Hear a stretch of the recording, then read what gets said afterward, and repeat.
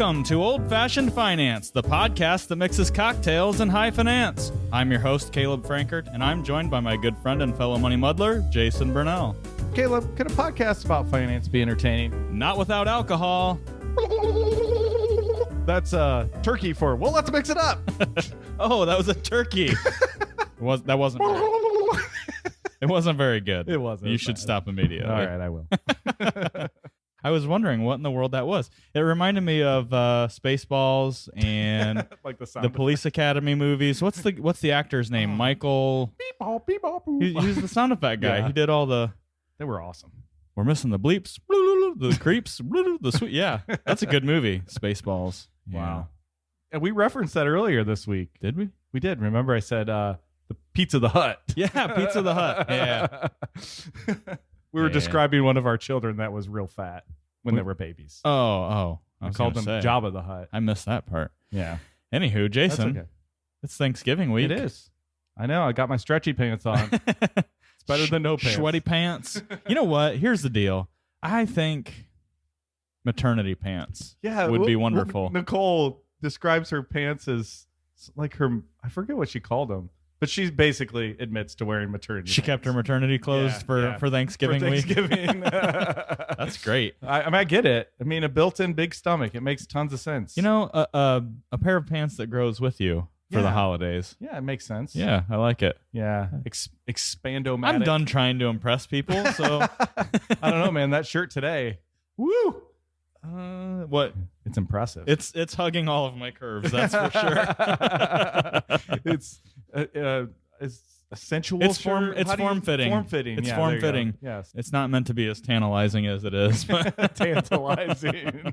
Gross. all right, Jason. Well, this is the Thanksgiving episode. This one's going to be hopefully pretty lighthearted. Yeah. So, and reflective too, you know? Ooh. Thanksgiving is, I think it's conveniently placed in giving. But it's conveniently placed in the calendar. I think, I don't know what the reason for November is, but but it does seem like, okay, we got some time to reflect on the year that we've just had. When you're questioning your life choices.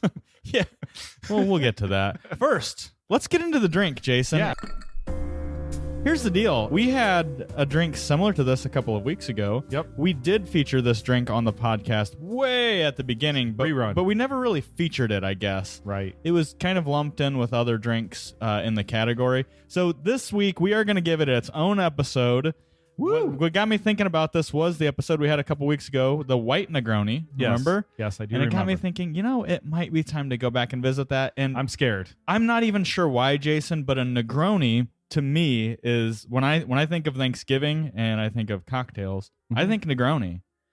I'm not real sure why that is, but it just seems like a Thanksgiving drink. Well, without further ado, yeah. let's get into what we're drinking here today. I'm I know scared. you're I'm worried. scared. Don't be scared. The classic Negroni is a pretty easy one to make. Yep. And just about anybody listening, I'm pretty sure you can go get your hands on these ingredients. So what we've got is in a rocks glass with ice, 1 ounce of gin, 1 ounce of Campari, and 1 ounce of sweet vermouth. Yeah. Yeah. I mean, All right. 2 out of 3 ain't bad. Hey, all right, Meatloaf. Hey, do you remember when Meatloaf came to Defiance? I do. That was fun. Crazy. You know what? He would do anything for love. Rest in peace, Meatloaf. Yeah, right. Hopefully you're not having meatloaf at Thanksgiving this year. I Anyway, love meatloaf so much. I do too. It's like one of my favorites. Let's try this, Jason. Okay. Cheers. Oh, I put a lemon peel in there to garnish, by the way. It's red. Mm-hmm. That's the Campari, right? And the sweet vermouth. Oh yeah, that's right. I always forget that it's red. Okay. Nah. It's the aftertaste for me. Well, it takes a while for that Campari taste to kind of you can taste it up front, But not bad. but then it leaves your mouth. Okay, so you said something. It's like a dry feeling. Yes, you said something about maybe it was the Kentucky Flyer. It was. Or maybe it was the week. No, it was the white Negroni. It was the wasn't white it? Negroni. Yep. You said, man, it's making my mouth feel dry.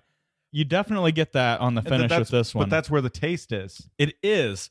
Now, here's the deal. I look at Campari as an aperitif.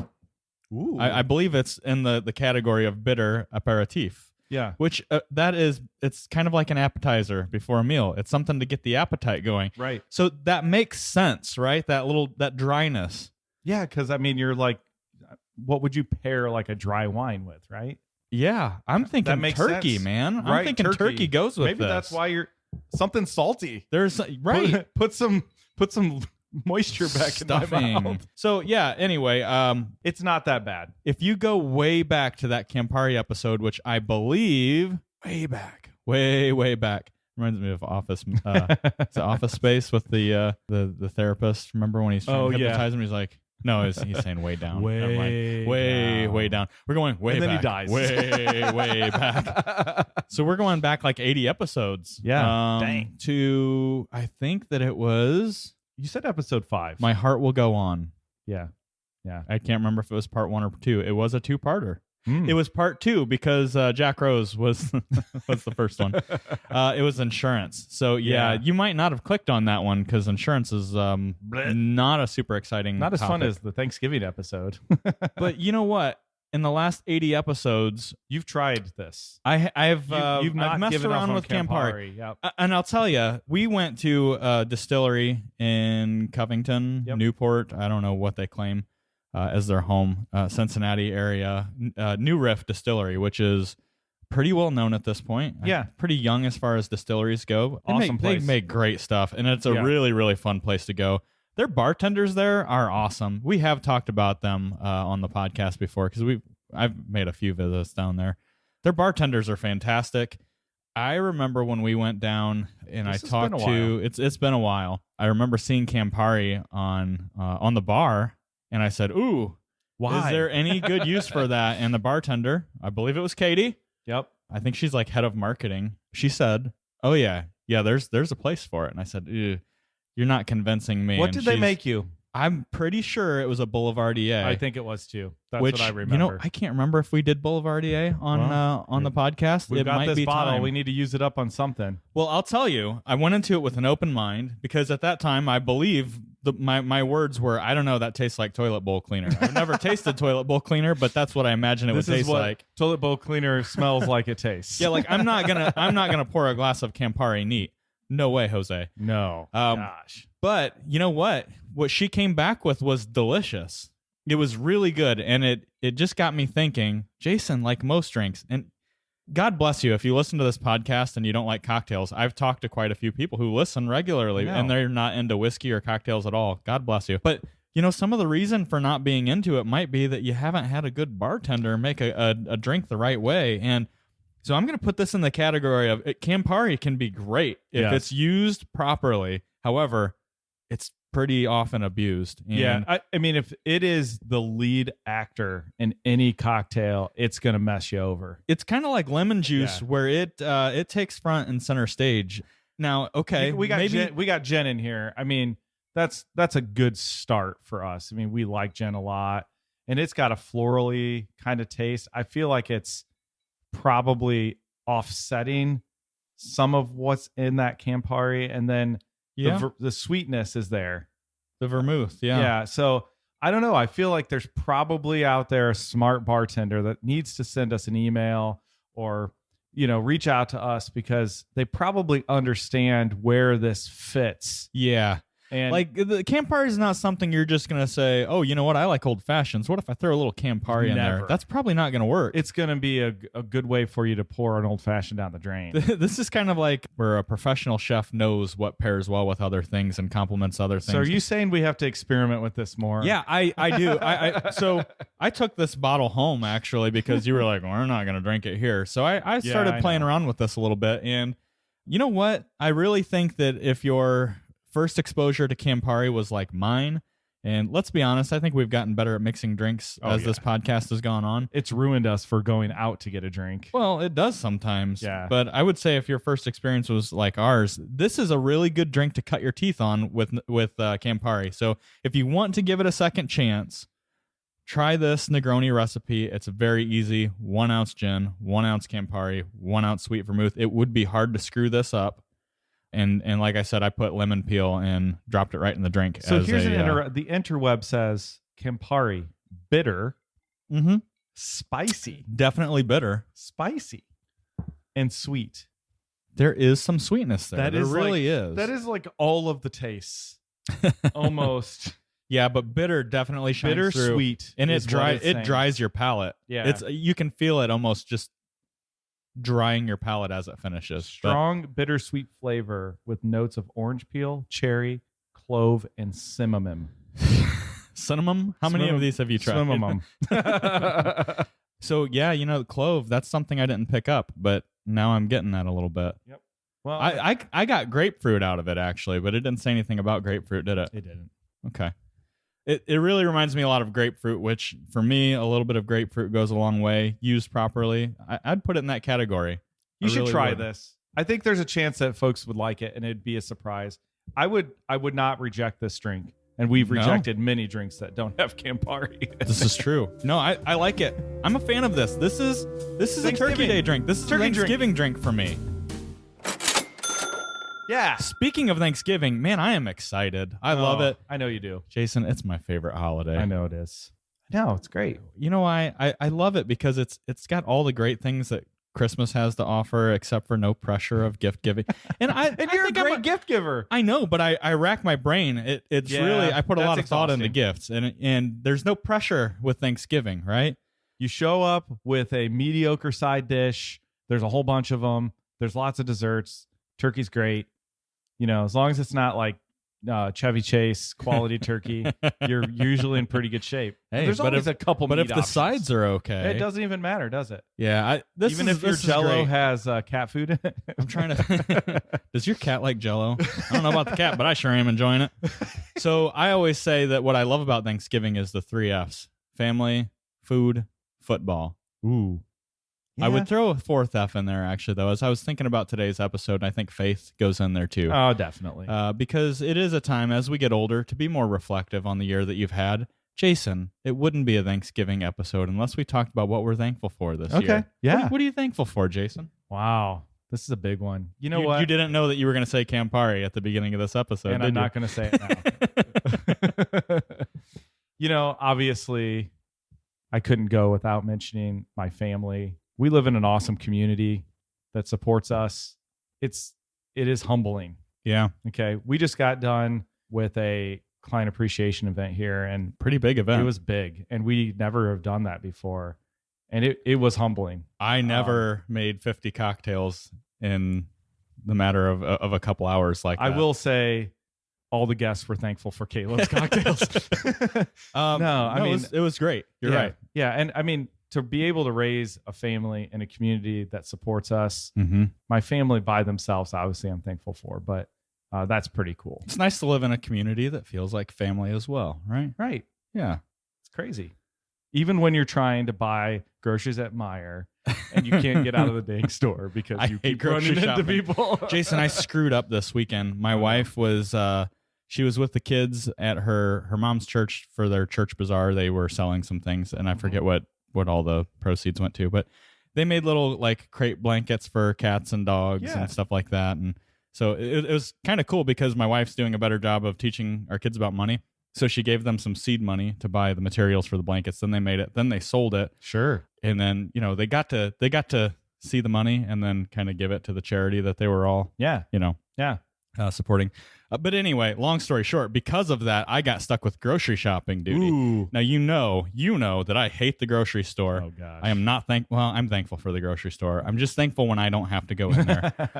I have a list. I get in and I get out and I get what's on the list and only what's on the list. And if what's on the list is not there, I'm not substituting. I'm not click listing. No substitutes. Right. I'm getting in and out. And my wife looked at the receipt when I got home and she said, well, geez, you're going to have to grocery shop more often because you save a lot of money. And it's because I try to spend no more than 5 minutes in the grocery store. So Meijer, sorry. No, you said something about Meijer. Yeah. So I'm really thankful for that. Our staff is awesome. Yeah. I mean, we just demonstrated it here in the last few weeks with our event, and it's really great. And quite frankly, I have to pull my wife out of the list of my family because, I would just be a useless human piece of pooey. Hey, man, don't take the strong way. I don't think you'd make it. I wouldn't make it. No. I wouldn't even be able to put my stretchy turkey pants on in the morning. Thankful for turkey pants. Yeah, I got to agree with you. And I think that event that we had last Friday, it really, of course, we're thankful for our clients. We don't have a business without our clients. But it was good timing, I think, with Thanksgiving come up. It just really makes you think about what you're thankful for, all the things that we're blessed with. So friends, family, like I said, faith, our coworkers here, our community, our listeners. Yeah. For crying out loud. Goodness gracious. Thanks for listening to us. This is like, you guys are encouraging us to have fun. It's true. That's crazy. Anytime. I love it. Anytime podcasting is kind of hard. It is. It takes a lot of work. I feel like we've gotten a system down, whether that's good or bad. We kind of have a system. We have this mold. But I saw something early when we started this and we looked into some of the numbers. And Bo, who produces our podcast from Podastery Studios, who does a great job, Bo knows podcasting. That's awesome. And he warned us early on, the average podcast lasts about 6 or 7 episodes because you get burnout. Right. Look, we get burnout sometimes, but every time we look at, how many people have downloaded the episode, or we hear something from a client or a prospect walks in the door because they found us through our podcast. Right. So, it makes you think, man, we can't stop. I'm really grateful for those folks. So Thank you for listening. Yeah. We appreciate you. And I'm grateful for the podcast because I can make you get to drink during the work 40 week. Cocktails now from memory. That's pretty awesome. Well, okay, let's move on because there's a progression here. Yes. There's a progression. So we're thankful for we talked about what we're thankful for. I think you and I are thankful for Thanksgiving Day meals. That's for sure. Definitely. I got to ask you this. What's your favorite way to make or eat a turkey? I think I'm convinced, and it is a deep fried turkey is the best. That is my opinion. However, I think a close second would be these turkey bags that people use. Have you seen these? I've things? seen them. I've not tried them. We tried it last year. It was pretty good, but there's not a juicier turkey I've ever had than a deep fried turkey. Huh? Oh, the deep fried. That makes sense. I mean, I've you're had just deep fried filling turkey it full of hot oil. It just totally makes sense. I'm not going to lie. The reason I've shied away from that is you see so many videos of people blowing things up when they deep fry turkeys. That's the excitement part. That would be me. I know it would be me. I like smoking a turkey. I really do. Never done this. I feel like we need to get a small turkey. You know what? But smoking is it's like mixing drinks with Campari. Yeah. You got to do it just right. I know. If you've ever had over smoked turkey, it's not good. And it's at least a 1 case of beer activity. I think. Yeah. I mean, you're up early on Thanksgiving. Yeah. You're pre-gaming exactly pretty early. Yeah. Yep. You're drinking lots of Negronis. All right. Okay. So I can get behind that. I like to eat deep fried turkey. I've never made it that way. Yeah. No, it's good. So, okay. I'm an outdoorsy guy. I would really like to make a turkey in a Dutch oven. Oh, okay. Cast iron pot, basically. I usually like anything in cast iron, by the way. Yeah. And it's one of the things that's been in my brain for the last week. Like I might pull one of these turkeys out and make. I have a big Dutch oven. You gonna do a practice one? I'm always practicing. I don't want to be Chevy Chase on Christmas Day. I'd be worried though if you do the practice one and everybody's like, "Wow, this is good," and then you do it for Thanksgiving and it somehow doesn't turn out as good. That sucks for my mother-in-law. Sorry, I'm a better cook. Oh, shots fired. Somehow I don't believe you on that. There's no competition. I saw your mother-in-law at the event on Friday. Yeah. She was nursing an old fashioned for a while. She was, yeah. That's right. This is okay. I like turkey. And I know for a lot of people it's the main event, but I got to ask you a couple of things. Yes. Because my family does things a little different. We always have turkey and ham. Yeah. And sometimes I think people get turkeyed out with the holidays. There have been years where we've just rocked a ham, by the way. Not even possible. Gotta have turkey. I would protest. I'd burn the house down. Well, if I'm frying the turkey, I might burn the house down. That's why I said that. I agree. I really I think you gotta have the turkey. But you know what? If you got ham there too, that's a plus. I'll eat both. Yeah. I might have a turkey sandwich in between 2 pieces of ham. Yeah. Do you remember Friends when they did the flavor saver or the moist maker? Yeah, moist maker. Yeah, the gravy soaked piece of bread in the middle. Oh man, there are really good Thanksgiving episodes of some of our favorite shows too. You know what? One year we had smoked pheasant. Interesting. My uncle went pheasant hunting. The problem is I didn't know until I was a couple bites in. He said, "Be careful, there's buckshot in that." I found it. Oh, man. But anyway, the flavor was pretty good. So I'm, pretty much any bird on Thanksgiving, smoked. I'm pretty good with that. I think there's got to be some kind of turkey-like bird, poultry of some sort. Yeah. So, yeah. Okay, so aside from the turkey, yes, and like we said, that's the main event for most people. But and this is where I'm going to get controversial. There are a couple of things for me that if I don't have this on Thanksgiving, I am setting the house on fire. Okay, and turkey's not one of them. Turkey's one of them for me. Okay, so what are your gotta haves? I have mashed potatoes. 2. Okay, mashed potatoes. Okay, so I have 3. Gotta have mashed potatoes. I'm telling you right now, homemade, of course. I will go Lumpy? home. I will go home and pout the rest of the day if I don't have pumpkin pie. Okay, so that's one of mine too. Pumpkin pie is a must. It's over. Thanksgiving is canceled. You know what though? I would put mashed potatoes third on my list, and I love mashed potatoes. But I've got number 1, stuffing. Ooh. I have got to have stuffing, Jason, and enough for leftovers the next day. I am not a stuffing fan. Oh, man. So I gotta have it. I don't. Even, you know what? If I'm coming over for Thanksgiving, and you know that I got to have stuffing, look, I prefer homemade stuffing. Stovetop. My mother-in-law, I'm good with it. I'm good with stovetop. Not bad. My mother-in-law has made phenomenal stuffing before, homemade stuffing with sausage and all kinds of great stuff. But I'll take stovetop if that's what we're working with. I don't mind it, but I could skip it. Gotta have it.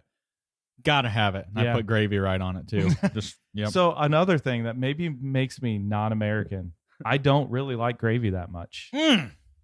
So Jason, I know. I don't know. If it's lumpy at all, I'm out. Like I can't do it.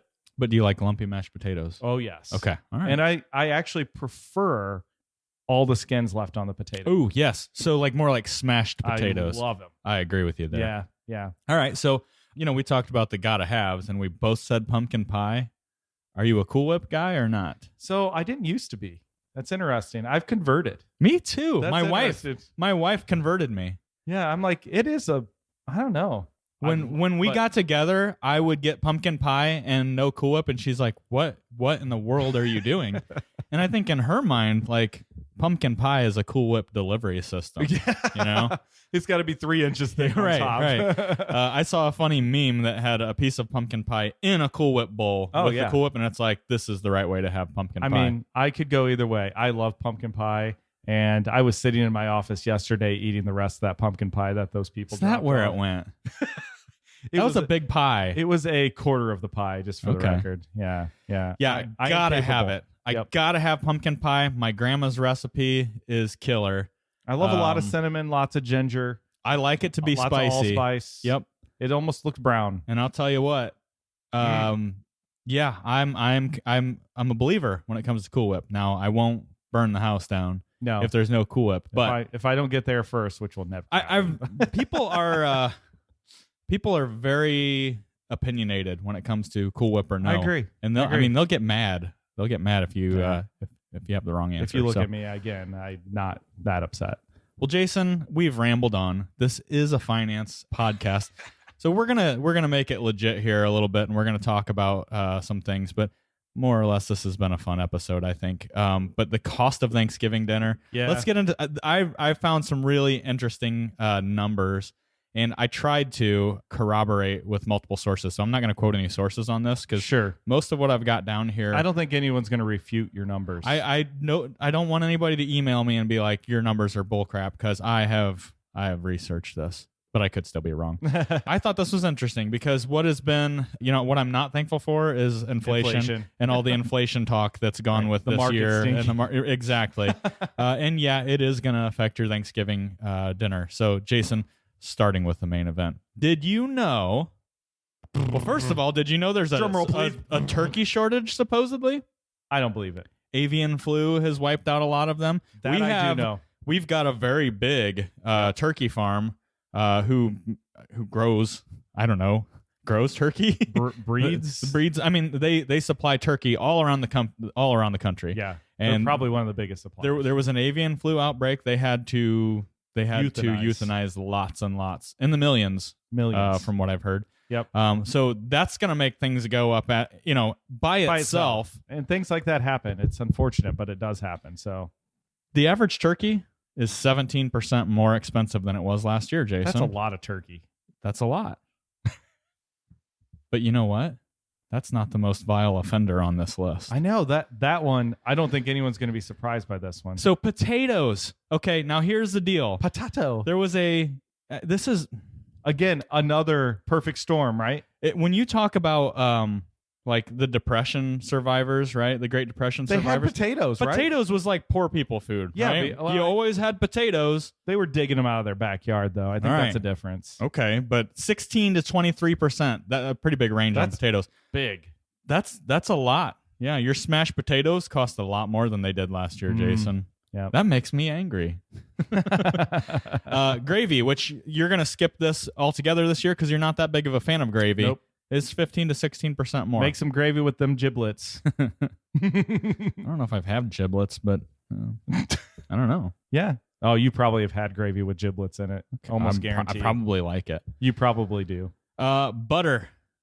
Butter is 27% higher than it was last year. Good friend of ours travels way up north. Mm-hmm. And they said butter for 1 pound, $81. Wow. And Canada. And Canada. Oh, Canada. Yeah. So anyways, 27%. And this one I actually believe there's a shortage. Yeah. Well, you know what didn't make the list, because I couldn't corroborate it. I can, because I went grocery shopping this week. Eggs are 43% higher than last year. Eggs are really, really... It's crazy. $3 a dozen. That's the one thing my wife said. She goes, why did you spend so much on eggs? I'm like, because my other option was $5 a dozen. Yeah. That's not even fancy. I guess eggs. I didn't make the list, but Get some eggs chickens, are way folks. up there. Rolls. You got to have rolls, right? Love them. 13% higher. I carry some every day. I'm walking around with them. Yeah, I have 13% more rolls than I had last year. Yeah. Pies, this one that's near and dear to our heart, Jason, about 20% more. And that's whether you buy a pie pre-made or whether you make it yourself, because things like flour and all that have gone up. Well, it's roughly 20% higher. Yeah. So this one surprises me. This one does surprise me. I'm thinking the last transportation costs and all the stuff associated with this. You got to have wine at the Thanksgiving Day table, right? You got to have wine. This one's pretty consistent with inflation, 3%. So, here's the deal. So Aunt Cindy can still get her wine. Good yes. In fact, you might cut out gravy and buy more wine. I don't know. Dump that on your mashed potatoes. Pretty interesting. When you think about, I would think wine and, all booze would kind of fall in the same category. But we didn't average this, but we're talking like 15, yeah, we're in the teens. We're in the teens. Higher than last year. Well, groceries on average, right? About 12% this year. So if you're going to your family's house, you know what? Maybe ask if you can help out with something else, a little bit more than normal. Hey, at least do the dishes. Right. Right? Exactly. Yeah. I mean, that's always my go-to, by the way. We talk about bourbon a lot. You and I like bourbon. Yeah. I think there's no secret there. I will say wine's up 3%, but I feel like bourbon has gone up more. Oh, yes, it has. And, it has. Stuff that we found even last year, there's rumors that it's going to be either lottery stuff or we just aren't going to find it. They're just not putting it out. So, and we're in a liquor control state where the price is set. Luckily, I've bunkered a lot of it. So... Jason, I hope you have a happy Thanksgiving. You too. I hope everybody listening has a happy Thanksgiving. We really are grateful for you for listening. If you're our client, we're double grateful for you. If you're not our client, family, we're even more grateful. Thanks for listening. Thanks for being our friends. It's time to close out the tab. All right. Well, folks, thanks for having a drink with us this week. It is time to close out the tab. If you have a question or a topic you want addressed on the Old Fashioned Finance Podcast, be sure to email us at podcast@bluejfg.com. We'd love to hear from you. Don't forget to share the show with someone you love or just someone who needs a little money muddling themselves. You can stay up to date with the latest action by following us on Facebook. Old Fashioned Finance is brought to you by Blue Jay Financial Group. That's bluejfg.com and produced by Podastery Studios. We've been your hosts, Caleb and Jason. Cheers. Lovely.